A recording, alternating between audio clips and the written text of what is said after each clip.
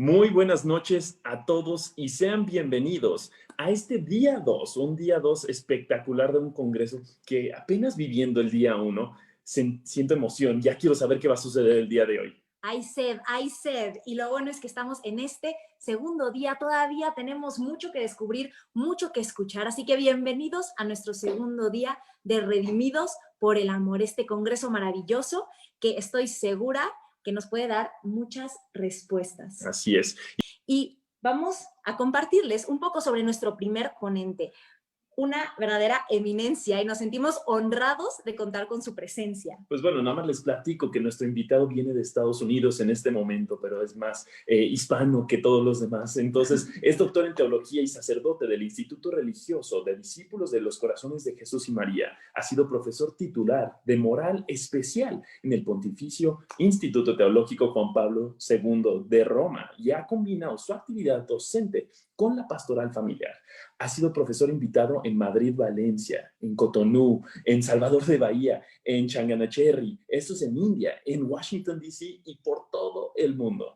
Entre sus publicaciones se pueden mencionar Guiados por el Espíritu Santo, El conocimiento moral, y también obras en colaboración con L. Melina y Juan Perezova, como La plenitud del obrar cristiano y Caminare nella luce, prospettive de la teología morale a partir de Da Veritatis Splendor en el 2004, y hoy nos comparte la ponencia No solo de sexo vive el hombre. Démosle una gran bienvenida al presbítero doctor José Noriega. Muchísimas gracias por estar aquí con nosotros esta noche.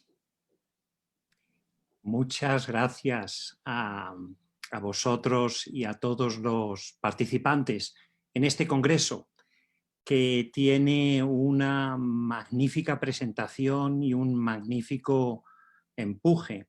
Le agradezco especialmente al padre Gaspar el haberme invitado a participar en este congreso y a los demás profesores, a Alejandro, la organización de Mitzi, en fin, a todos los profesores de la sección mexicana del Instituto Juan Pablo II. Es un verdadero honor estar aquí con ustedes.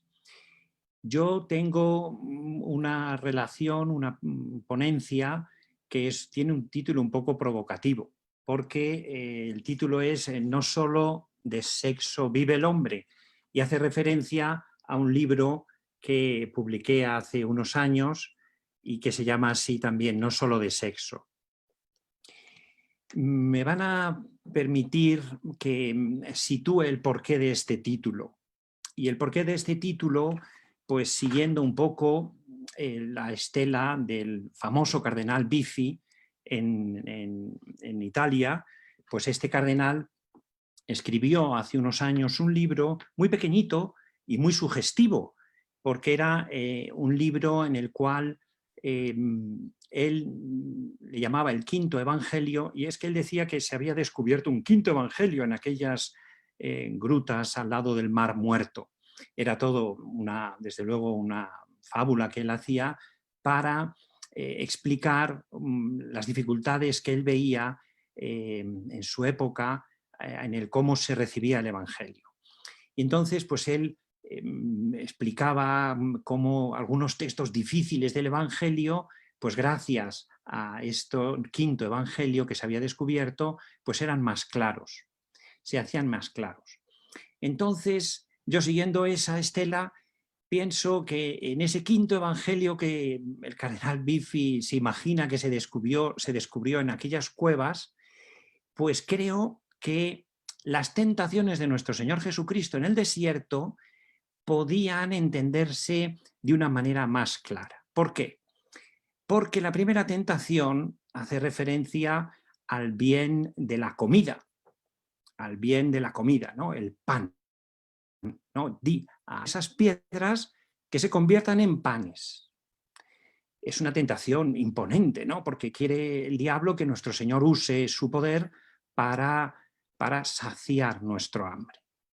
Como si el mesianismo de nuestro Señor fuese saciar nuestras necesidades. Bueno, todos entendemos que verdaderamente aquí nuestro Señor al inicio de su vida pública se encuentra con una bifurcación muy difícil, muy dura. Si sigue la tentación del diablo, pues claro, la sumisión es simplemente saciar nuestras necesidades y no es llevarnos al Padre. Y por eso nuestro Señor le responde de esa forma tan tajante, ¿no? No solo de pan vive el hombre, sino de toda palabra que sale de la boca de mi Padre. Bien, yo creo que esas palabras hoy en día serían que el diablo se acerca a nuestro Señor, se acerca a la Iglesia y le dice a la Iglesia: permite que las personas puedan tener experiencias sexuales satisfactorias. Porque Dios, nuestro Señor, nos ha dado el cuerpo para disfrutar de él y nos ha dado el sexo para disfrutar, entonces permite que las personas puedan tener experiencias sexuales satisfactorias. Y si lo haces así, todos te van a seguir. Si lo haces así, vas a tener éxito, porque lo que la gente quiere es eso, tener satisfacción en su vida. Permite que la gente tenga un acceso fácil al sexo. Al menos no se lo impidas. La respuesta de nuestro Señor sería la misma. No solo de sexo vive el hombre, sino de toda palabra que sale de la boca de mi Padre, de todo amor que sale del corazón de mi Padre. Con ello nos situamos entonces en una dificultad que nos encontramos en nuestra sociedad hoy en día. Hablar de sexo es una situación un poco embarazosa. Quizá en otras épocas de la Iglesia, pues la Iglesia podría a lo mejor haber insistido en este aspecto. Hoy, desde luego, a nivel de la predicación general de los sacerdotes, desde luego no. Yo no sé ustedes cuántas homilías habrán escuchado hablar del sexo en una forma que uno diga, vaya, pues esto es nuevo, me han dado una luz nueva, me han dado algo, o simplemente de cualquier manera. El sexo es el gran ausente. Hoy encendemos la televisión y vemos sexo por todos los lados. Compramos el periódico, compramos revistas de cultura y de política, encendemos internet y el sexo está por todos los lados, menos en la predicación de la Iglesia. Parece como que la Iglesia tuviese miedo a la hora de afrontar esta gran cuestión. Parece como que el sexo apartara de Dios. Hay un gran filósofo, es Charles Taylor, que escribió en el año 2007 este gran libro, La Era Secular. Este es el segundo tomo, imagínense, en el cual él analiza el porqué de la secularización de la sociedad. Entonces hace un análisis de los últimos 5 siglos. Muy interesante. Pero la solución que da, pues no estoy para nada de acuerdo. ¿Por qué? Porque él, viendo la fragilidad del hombre posmoderno y viendo la confusión en la que el hombre actual se encuentra, él dice, mira, no hablemos de sexo, dejemos el tema del sexo para un momento posterior, porque lo que importa es su experiencia religiosa, lo que importa es su vida de fe. Y si acepta la fe y va conociendo a Cristo, poco a poco irá resolviendo esos otros temas. Charles Taylor, que hace esta propuesta, es una propuesta totalmente contraria a la que Juan Pablo II ha seguido. Juan Pablo II empieza su pontificado y los 5 primeros años, todos los miércoles, hablando de sexo. ¿Y qué es lo que ocurre? Lo que ocurre aquí es que, ciertamente, si presentamos el sexo en una forma, podemos asustar, podemos confundir, podemos insistir en un tema que quizá pues, no es el más importante para la persona cuando está en el inicio de su camino de fe. Pero creo, sin embargo, que podemos ver la cuestión de otra manera. Y creo que es como la vio Juan Pablo II. Y es de esta forma. La nueva evangelización se refiere indudablemente a un nuevo impulso, a nuevos métodos, pero la nueva evangelización toma en cuenta en forma radical la situación en la que se encuentra el hombre. Y esta situación en la que se encuentra el hombre es precisamente de una confusión radical acerca del sentido de la diferencia sexual. Es decir, ¿por qué Dios nos ha creado hombre y mujer? ¿Tenía un proyecto él? ¿O esto depende de cómo cada uno lo viva? Cada época, la fe y la predicación y la evangelización, cada época la evangelización ha aterrizado en un modo diferente, porque en cada época había una gran pregunta. Y esa gran pregunta era la que la fe precisamente quería responder, y respondiendo a ella, a través de ella, se ramificaba en todas las demás cuestiones de la vida. De tal manera que en el siglo IV pues estaba la gran pregunta de ¿quién es Dios? Si Jesucristo, si el Logos es hijo de Dios o no. Claro, esta pregunta era la pregunta en todo el siglo IV. Si uno no la afrontaba, pues la predicación no era capaz de ramificarse y de extenderse a todas las dimensiones de la vida.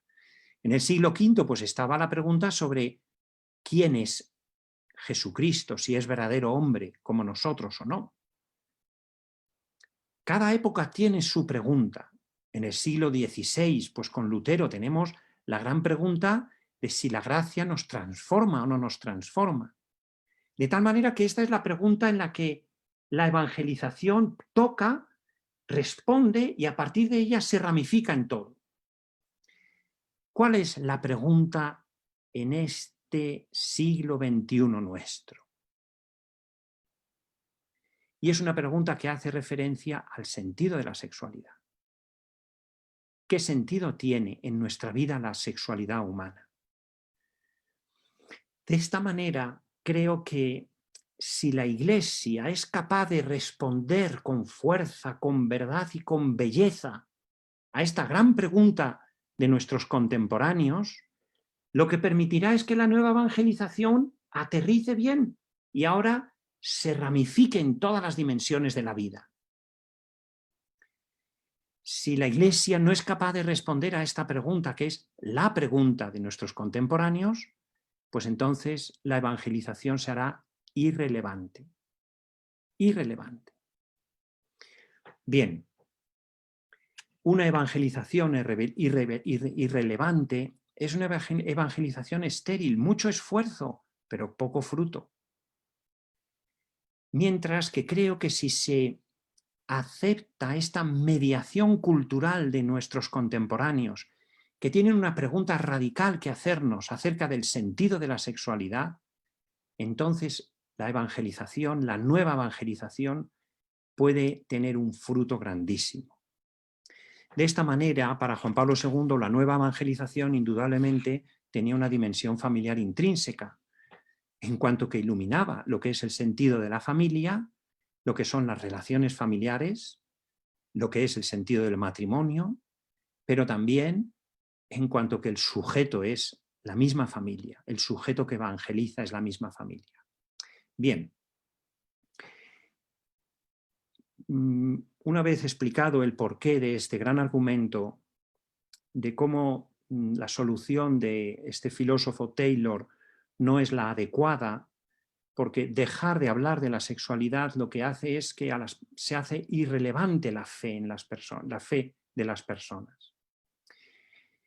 Querría entonces ahora proponerles cómo podemos hablar a nuestros contemporáneos de que no solo de sexo vive el hombre, sino del amor que sale del corazón del Padre. Y como este amor ahora hace el sexo nuevo, hace que el sexo no sea simple experiencia de satisfacción, sino, y les revelo cuál es mi carta, el as que tengo en la manga, cómo el sexo entra dentro del camino de divinización del hombre. Porque esto es lo que pensó el Padre cuando creó a Adán y a Eva, hombre y mujer, cuando nos creó a cada uno de nosotros, hombre y mujer. Es un camino de divinización. A través de la sexualidad, a través de la sexualidad humana, el hombre llega a ser plenamente semejanza de Dios. Saben que en el libro del Génesis, el libro preferido de Juan Pablo II en la escritura, los primeros capítulos, especialmente el primer y segundo capítulo, expresa cómo Dios nuestro Señor creó al hombre a su imagen y semejanza, hombre y mujer lo creó, a su imagen lo creó. Bien, hay una diferencia entre el versículo 26, el 27 y el 28 del primer capítulo, porque en el primer versículo 26 se indica: hagamos al hombre a nuestra imagen y semejanza. Mientras que en el versículo 27 dice que creó al hombre, hombre y mujer, a su imagen los creó. Ya no se repite la semejanza. ¿Por qué? Porque la semejanza es algo que deberemos conquistar con la gracia de Dios. La semejanza es la plenitud a la que estamos llamados. Mientras que la imagen es algo que tenemos ahora, nos lo ha dado ya Dios nuestro Señor. La semejanza todavía no. La semejanza es la cristificación, es la deificación. Y esa es el camino de la vida. ¿Y qué es lo que ocurre? ¿Por qué Dios nuestro Señor nos ha hecho hombres y mujeres? Porque hacía posible así un amor entre hombre y la mujer, el amor esponsal, que se iba a convertir en un camino de deificación, es decir, de llegar a la semejanza con Dios. Bien, esto es lo que les voy a querer explicar en esta conferencia, de tal manera que entonces entendemos con profundidad que es verdad que no solo de sexo vive el hombre, sino del amor de Dios que recibe y que transforma el sexo y hace que la vida sexual de los esposos se convierta en un camino de santidad. Bien, y quería comenzar expresándoles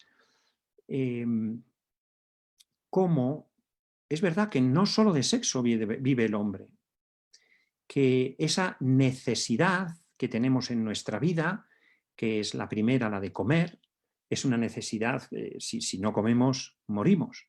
Y nuestro Señor ya dice, no solo de pan, sino de toda palabra. Y hay otra necesidad que no es una necesidad para vivir, sino que sería una necesidad de otro nivel, que es la necesidad sexual, y que esta misma necesidad tampoco es una necesidad para la vida como tal. Bien, y lo querría expresar a través de la anécdota que comenta Plutarco en las vidas paralelas, porque era una situación en un cierto modo similar. Roma, estamos en el siglo I antes de Cristo, Roma está hambrienta. ¿Por qué? Porque no tienen trigo, los almacenes de trigo se han acabado. Y entonces están muy preocupados porque los ciudadanos romanos en Roma no tienen con qué comer y entonces envían a Pompeyo a Sicilia a buscar trigo. Pompeyo, el general Pompeyo, llena las naves de trigo y cuando ya está todo preparado les dice a los marineros: zarpamos para Roma. Y todos los marineros están en el muelle del puerto con los brazos cruzados. Cuando un marinero se cruza de brazos es una situación un poco difícil. Y Pompeyo les dice: zarpamos. Y los marineros le dicen: no, es demasiado arriesgado. Mire la bocana del puerto, mire la mar cómo está encrespada, amenaza temporal. Es demasiado riesgo, nosotros queremos vivir. Pompeyo está viendo la ciudad de Roma, que espera el trigo, y que están muriéndose de hambre y que estos marineros no quieren navegar. Y se le ocurre la idea genial, salta sobre la nave, comienza a cortar los cabos y dice aquella frase famosa: navigare necesse est, vivere non necesse est. Es decir, navegar es necesario, vivir no. Los marineros se miraron entre ellos y saltaron todos a una, terminaron de cortar amarras y zarparon para Roma. ¿Por qué? Esta frase de Pompeyo, que Plutarco refleja, esta frase les hizo entender que el sentido de la vida es más grande que la vida misma. ¿Por qué la cito? Porque el sentido del sexo es más grande que el sexo mismo. Es decir, Dios nuestro Señor nos ha creado en un modo que vivamos un gran amor. Y ese gran amor es el que hace grande el sexo. Es decir, es el sentido de la vida lo que hace que el sexo sea grande y sea hermoso. Si el sexo solamente tiene como sentido la satisfacción, entonces acaba siendo irrelevante en la vida, acaba siendo banal, acaba siendo un sexo agónico, como ha reflejado el filósofo coreano. Bien, ¿cómo encontrar el sentido de la sexualidad? Juan Pablo II nos da una luz decisiva. Y la luz que nos da es que hemos de aprender a leer las experiencias originarias. Hemos de aprender a interpretar lo que es la atracción sexual. La atracción sexual como un deseo sexual, como una emoción sexual, como un afecto sexual, como un impulso sexual, se presenta en nuestra vida a medida que el cuerpo va madurando y se hace relevante la diferencia sexual.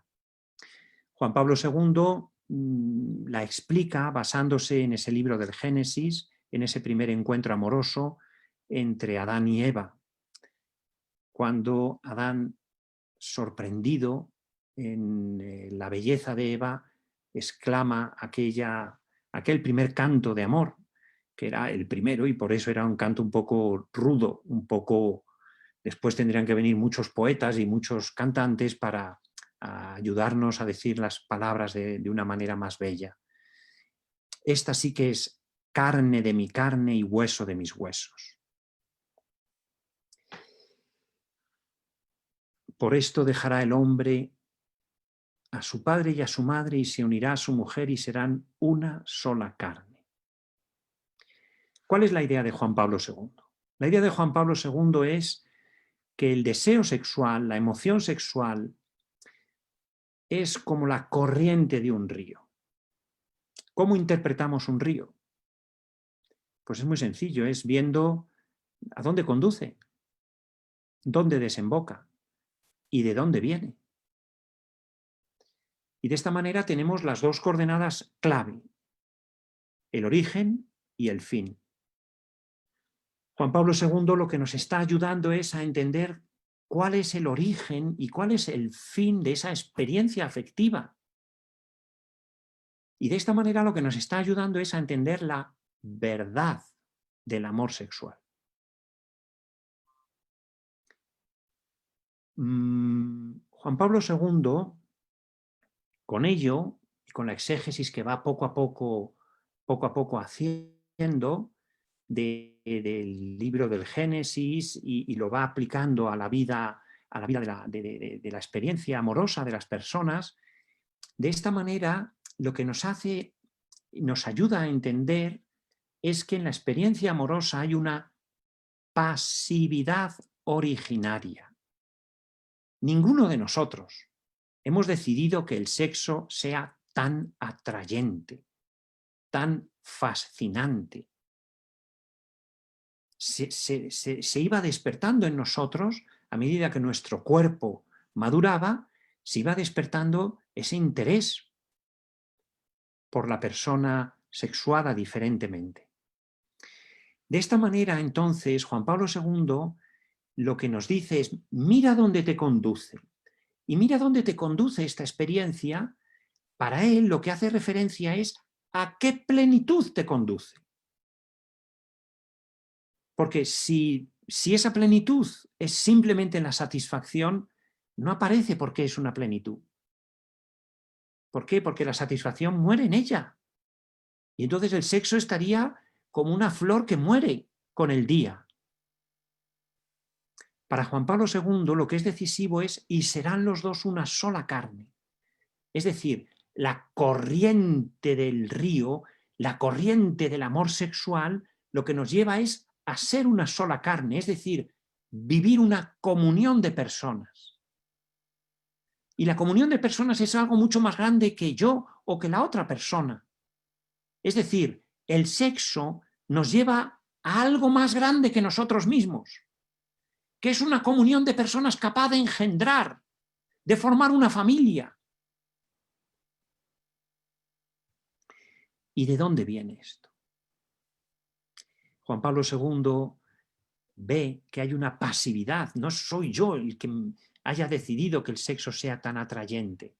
Y si no soy yo, entonces, si hay una experiencia originaria con respecto a mi libertad, pues ¿qué ocurre? Que ha sido el creador. Y de esta manera Juan Pablo II reconduce con una belleza grandísima a la voluntad del creador la sexualidad humana. La tensión erótica, esa tensión del hombre hacia la mujer y de la mujer hacia el hombre, se radica en la sabiduría del creador. Se radica en la voluntad del creador. Lo ha querido así el creador. Bien, tenemos entonces la primera clave interpretativa para entender lo que es la experiencia sexual. La experiencia sexual no se interpreta simplemente por la intensidad emotiva que comporta, sino por la finalización. ¿A dónde me conduce? ¿Y de dónde viene? Bien, pero no basta. No basta. Es decir, podemos verificar cada uno de nosotros las diversas experiencias afectivas y sexuales que vivimos, precisamente porque me conducen o no me conducen a una plenitud. Y este es un criterio decisivo. ¿Por qué? Porque entendemos que hay una verdad del amor. Pero no basta. Y querría comentar con ustedes la novedad que supone la experiencia amorosa en nuestra vida. Lo quería hacer apoyándome en la reflexión de Juan Pablo II, que hace en su famoso libro Amor y Responsabilidad, Karol Wojtyła, este libro que escribió al final de los años 50 y que en su momento fue verdaderamente novedoso y que continúa siendo una fuente de novedad y un aire fresco, agua fresca. ¿Por qué? Porque en este libro él expresa cómo hay una novedad. Es decir, no basta simplemente el deseo sexual. Es necesario entender la novedad del amor, la novedad del amor como evento que sucede en la vida. Y el motivo de ello es porque es el amor el que justifica la actividad sexual.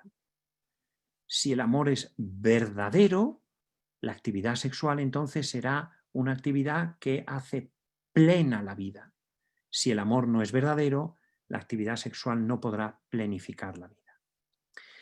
Bien, y lo quería hacer usando una analogía que una literata, una escritora japonesa pone en un libro suyo que se llama El restaurante del amor reencontrado.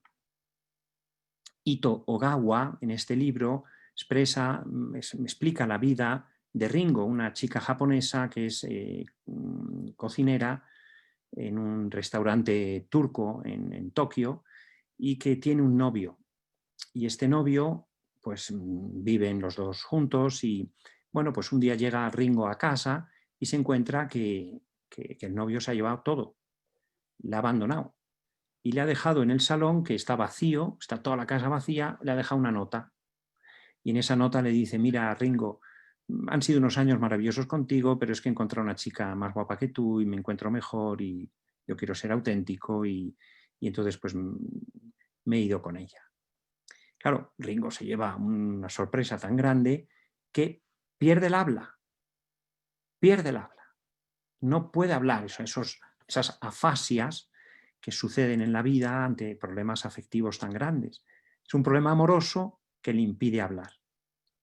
De tal manera que, bueno, pues ahora la chica se plantea qué hacer y le dice a su madre que quiere volver al pueblo y la madre se lo dice todo por carta, claro, porque no puede hablar.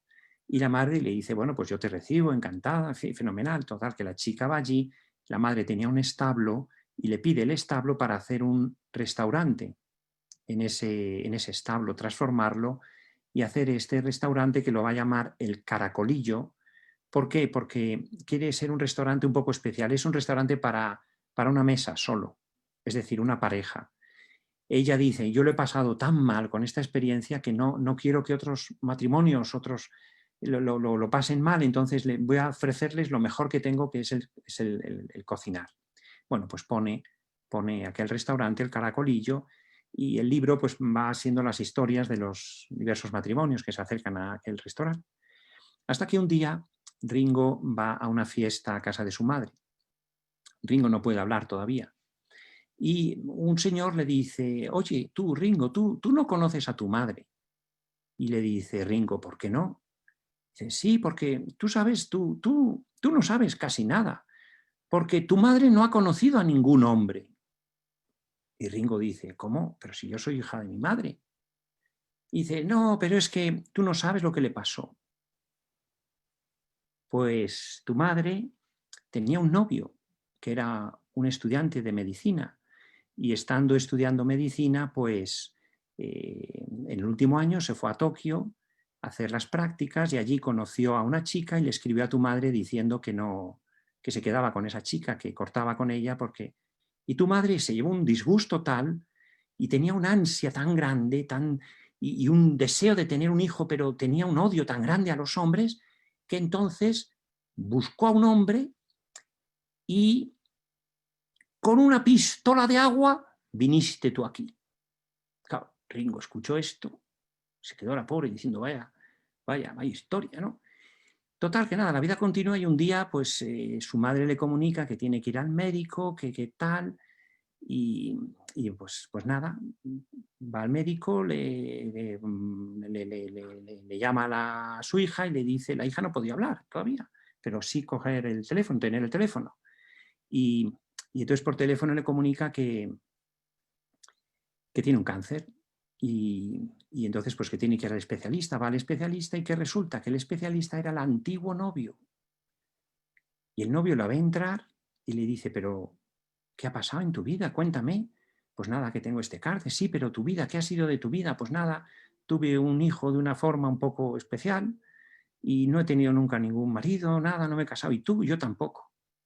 Y entonces le dice el médico ahora: pues si estás libre, te caso, nos casamos. Y dice: sí, pero ahora tengo un cáncer, pues te cuido. Total, que nada, se casan y muere la madre al cabo de unos meses. Ringo entra en una depresión absoluta y ¿qué es lo que ocurre? Que todas las noches había un búho en la terraza. De tal manera que esa noche el búho no cantó.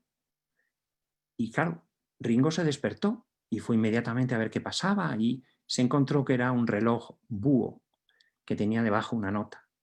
Y la nota era de su madre, en la cual le dijo: querida Ringo, ahora que sabes ya lo difícil que ha sido el origen de tu historia, quería decirte que yo siempre te he querido mucho, pero no sabía cómo expresártelo. Y cuando viniste al pueblo de nuevo, pues tuvimos una muy difícil relación, pero yo pensé que este búho te recordaría todas las noches que hay alguien que te quiere. De tal manera que Ringo, leyendo toda la carta, que es una carta más larga, la chica entiende el amor de su madre. Y entonces ahora vuelve a querer cocinar porque había abandonado el restaurante. Y a mitad de noche empieza a preparar una gran cena. Y cuando está probándola, le vienen las palabras. Y las palabras que le vienen es bueno, gracias. Es decir, ha sido el redescubrir el amor lo que le ha permitido nombrar las cosas, entender lo que es bueno en la vida y agradecerlo. ¿Por qué lo digo? El sexo tiene mucho que ver con la comida. Son los dos grandes deseos que están enraizados en el cuerpo, el hambre y la libido. Solamente un gran amor da sentido a la actividad sexual. ¿Cómo podríamos entender lo que es un gran amor? Juan Pablo II en este libro, siguiendo a Santo Tomás de Aquino, él dice: amor es el don de una presencia. Es como el amado está presente en el amante. Un día sucedió, y muchos de los que me escucháis, si narráis vuestra historia, me diríais el día preciso y la hora y el momento. A partir de ese momento, el otro pasó a habitar a vuestro corazón. Y ahora, habitando en vuestro corazón, generó un deseo nuevo, el deseo de una comunión de personas. Hoy en día, ¿verdad? Qué contraste tan grande. ¿Por qué? Porque lo que aparece es que la actividad sexual vale por sí sola, vale por sí misma, vale en cuanto a actividad sexual. Y sin embargo, la historia de Ringo nos ayuda a entender que hay algo más grande, que solamente podemos decir bueno. Los esposos pueden decir bueno, gracias a que hay un amor que lo precede. Y pueden decir gracias. El sexo, entonces, permite que entendamos qué significa bueno en nuestra vida, qué es lo bueno. Es aquello que corresponde con los grandes deseos que tenemos, aquellos deseos que sacan de nosotros lo mejor, aquellos deseos que nos impulsan hacia una verdadera comunión de personas, aquellos deseos que nos impulsan hacia Dios. Y entonces, ¿qué es lo que ocurre? Que lo que ocurre es que en la actividad sexual los esposos ven la conveniencia de esa actividad con el deseo. ¿Por qué? Porque tienen esa experiencia del placer. El placer es siempre simbólico. Siempre es simbólico. Y el placer lo que está expresando es una comunión de personas. Lo hermoso que es pertenecer a una persona y entregarse a ella. Lo hermoso es que alguien pertenezca a ti y que tú lo puedas recibir. Y que lo puedas hacer en un modo tal, es decir, en un modo sexual, en el que el cuerpo está todo él, en el que la mente está toda ella, en el que el corazón está todo él en esa acción. Bien, la novedad del afecto entonces hace que el sexo sea plenamente humano. ¿Por qué los esposos disfrutan cuando se entregan sexualmente uno al otro? ¿Por qué es actividad sexual? No, señor. Porque es la otra persona. Porque es ella, porque es él, sumamente amado. Es alguien que llevan en el corazón y entonces pueden entender lo que es esa comunión del corazón. Bien,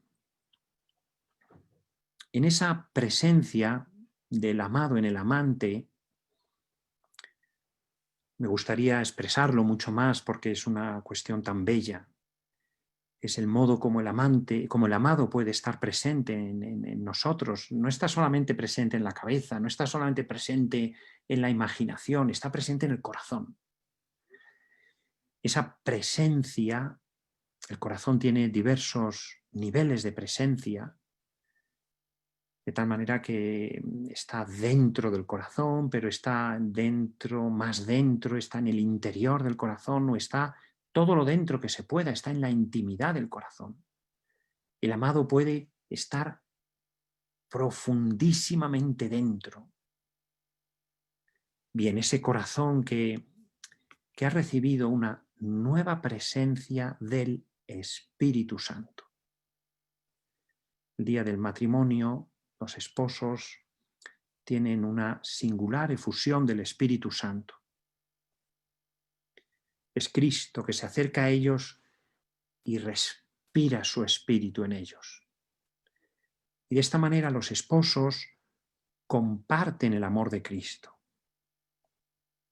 Juan Pablo II, en su encíclica Familiaris Consortio, en el número 13, que es uno de los números más hermosos y más bellos que jamás se han escrito sobre el matrimonio, expresa cómo precisamente es el matrimonio cristiano, esa participación en el amor de Cristo y la Iglesia, es el culmen del amor sexual de los esposos. Y que en esa participación del amor de Cristo por la Iglesia, ese amor conyugal se transforma en caridad conyugal. Número 13 de Familiares Consortio. Con ello Juan Pablo II pone juntas dos palabras que aparentemente son muy distintas: caridad y conyugal. Porque conyugal lo entendemos todos, ¿qué significa? Es ese amor que está construido con deseo, con placer, con impulso, con la obsesión del otro, es el deseo de entregarse, es la voluntad de donarse, es el pertenecer al otro. Todo esto lo entendemos muy bien. Y es un amor que está mezclado de elementos corporales, obviamente, y está enraizado en el cuerpo. Bueno, pues Juan Pablo II dice que ese amor ahora es caridad conyugal. Caridad conyugal. Y bien, claro, ¿qué es lo que nos ocurre? Lo que nos ocurre es que esa otra palabra, caridad, nos es más difícil entenderla. ¿Por qué? Porque la entendemos en el modo protestante. Caridad es ágape, en griego. Y hubo un libro en los años 30 de un famoso teólogo protestante, Nygren, que se llamaba Eros y Ágape, y en el que ponía cómo el eros era lo propio del hombre, era el amor interesado, mientras que el ágape era el amor desinteresado. Y desde entonces esta interpretación protestante ha influido muchísimo en la interpretación católica de lo que es la caridad. Porque caridad lo entendemos todos como ese desinterés del amor, ese pensar en el otro, ese altruismo, esa beneficencia, esa benevolencia, pero no vemos el elemento decisivo, que es el que ha visto la teología católica con muchísima fuerza, y es la reciprocidad. La caridad es la amistad con Dios. Es ese amor recíproco. Hemos recibido el amor de Dios y ese amor de Dios ahora es capaz en nosotros de generar reciprocidad, de amarle y vivir así una amistad. Bien, pues si la caridad es una amistad, es la amistad con Dios, ¿cómo entender la caridad conyugal? Y aquí Juan Pablo II entonces nos da la clave decisiva. Y es que es una preciosidad su pensamiento. ¿Por qué? Porque lo que quiere decir Juan Pablo II es lo siguiente, es que los esposos, viviendo como amigos y siendo amigos entre ellos, en esa amistad conyugal, por el que todo su ser está relacionado con el otro y reciben al otro y hay esa tensión erótica entre los dos, siendo esposos, siendo amigos entre ellos, viviendo la amistad conyugal, están viviendo la amistad con Dios. ¿Dónde está Dios? ¿Dónde está Dios? Indudablemente en los sacramentos, en la creación, pero está de un modo absolutamente único en los esposos. Y los esposos participáis del amor de Cristo, no solamente imitáis el amor de Cristo, sino que participáis de él.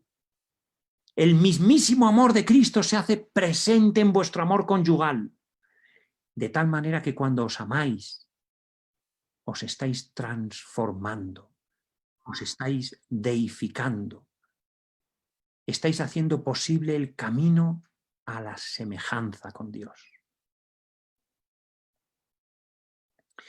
Bien, Juan Pablo II tiene entonces mucho que decirnos. Y pienso que, retomando las cuestiones iniciales, no es cuestión hoy de no hablar de sexo y de dejar el sexo para un momento posterior, no.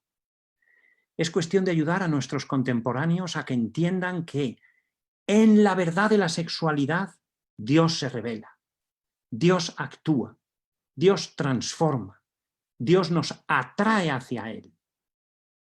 De esta manera entonces la fe que se predica, la fe que evangelizamos, esa fe no tiene el peligro de un espiritualismo, no es una fe abstracta, sino es una fe encarnada.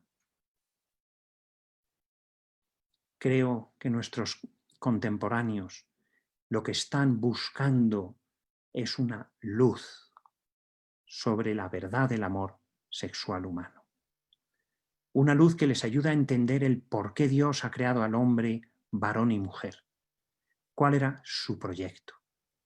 Juan Pablo II nos da esa luz y Juan Pablo II nos explica que Dios ha creado al hombre varón y mujer porque en el camino del amor esponsal se da la divinización. Muchas gracias a todos. Muchísimas gracias a usted por tan extraordinaria ponencia.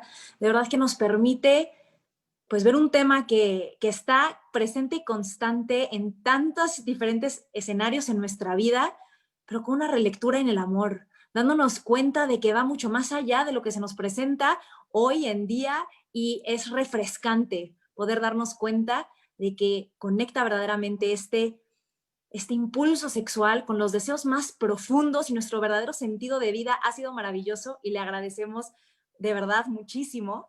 Tenemos algunas preguntas para usted. Han llovido diferentes preguntas, pero hemos elegido al final del día 3 preguntas de todas las que nos enviaron. La primera que nos envían, padre, es la de ¿por qué considera que la sexualidad se haya banalizado hasta tal punto de reducirla solo al placer o, en el mejor de los casos, expresión de amor?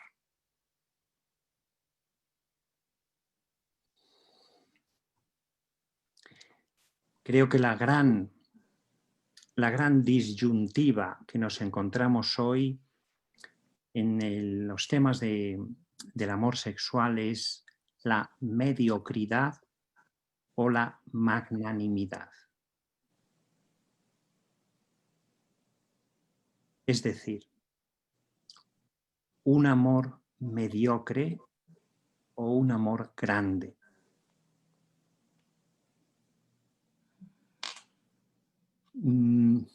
La banalización que ha habido de la sexualidad es precisamente por la gran mediocridad de las personas.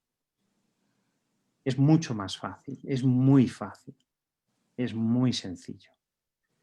Lo que es verdaderamente el sentido de nuestra vida y la grandeza de nuestra vida es un amor grande. Y creo que aquí entendemos todos que Juan Pablo II no ha aceptado la vía de la mediocridad. Nos ha recordado la grandeza a la que Dios llama a los esposos. Excelente respuesta, me encantó, y más viviéndolo con mi esposa, creo que es algo que refleja y hace con nosotros. Así es. Siguiente pregunta, padre. ¿Existe un orden de los deseos? Y si existe, ¿cuál sería el orden básico de los deseos? Ya que de primera mano, el deseo no me lleva a descubrir en la persona amada mi plenitud, sino el deseo sexual. Pues muchas gracias a la persona que me ha hecho esta pregunta tan preciosa. ¿Por qué? Porque lo que creo es que hemos de descubrir la profundidad de nuestros deseos. Es decir, en la atracción sexual, en esa atracción sexual, si nos preguntamos por qué y sobre todo para qué de esta atracción, lo que podremos descubrir es que en esa atracción no simplemente es la atracción a una satisfacción, a un sentirnos bien, sino es una atracción a una persona. No solamente a una persona, es una atracción a una comunión, a algo que es más grande que yo. Algo que es más grande que yo y más grande que el otro. Porque no es que los esposos se dirijan uno al otro, es que se dirigen a nosotros. Y el nosotros es más grande que cada uno de ellos. Entonces, ¿qué es lo que ocurre? Que el deseo sexual tiene una profundidad grandísima. Y en último término, el deseo sexual es un deseo de Dios. Es un deseo de Dios. Y es un deseo de Dios, ¿por qué? Porque entendemos que es Él el que ha hecho posible esa atracción. Y que haciéndola posible nos la ha puesto en todo nuestro ser para atraernos hacia Él. De tal manera que los esposos, y Juan Pablo II lo decía con una grandísima fuerza y sensatez, los esposos pronto se dan cuenta uno a otro que yo no te puedo hacer feliz, que tú deseas mucho más que yo solamente, pero que eso que deseas en mí lo vas a encontrar algo más grande. Y Juan Pablo II decía que es el momento en el que los esposos se dan cuenta de que desean a Dios y que lo que tú necesitas es a Dios, pero lo vas a encontrar en mí. Entonces creo que ese orden de los deseos, esa profundidad de los deseos, lo que nos hace ver es el designio de Dios y ver que Dios ha hecho bien las cosas y que el sexo es hermosísimo y que es camino de santidad porque entra dentro de una búsqueda de Dios.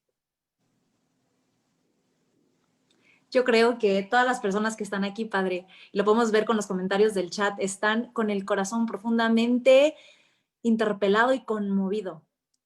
Pasamos a la última pregunta. La última pregunta, padre, nos están preguntando, ¿qué decirle al joven que dice que es necesario experimentar antes del matrimonio para saber lo que le gusta y ver si sí podría tener un matrimonio con él o con ella?